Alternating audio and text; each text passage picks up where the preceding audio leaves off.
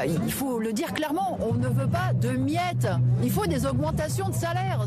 C'est juste pas normal, c'est pas acceptable de voir qu'aujourd'hui il y a des ouvriers, des employés, des salariés dans les hôpitaux, qu'il y a des facteurs, qu'il y a y compris des enseignants qui sont confrontés à des problèmes de fin de mois. Voilà, c'est pas acceptable. C'est pas acceptable de voir aujourd'hui qu'il y a des gens qui triment du matin au soir, qui arrivent chez eux, ils peuvent même pas se chauffer. Ils peuvent même pas se chauffer. Voilà, des retraités qui en sont à devoir chasser les bons promos, les points de fidélité pour remplir leur caddie. Enfin bon, à un moment donné, il faut dire stop. Depuis ce début de campagne, on est baladé là, de polémique en polémique. Hein. Ce sont les démagogues d'extrême droite qui finalement tiennent le haut du pavé. Donc c'est important de montrer qu'on est présent et qu'on s'invite dans cette campagne présidentielle en mettant en avant les vrais problèmes, c'est-à-dire les problèmes de fin de mois, les problèmes de précarité.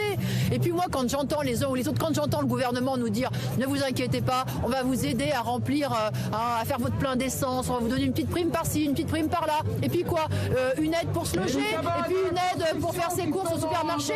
Mais quand on appartient au monde du travail, on ne demande pas la charité, on ne demande pas la charité, on ne veut pas être assisté, on veut pouvoir vivre de son salaire. Et une fois à la retraite, eh bien on veut pouvoir vivre aussi dignement.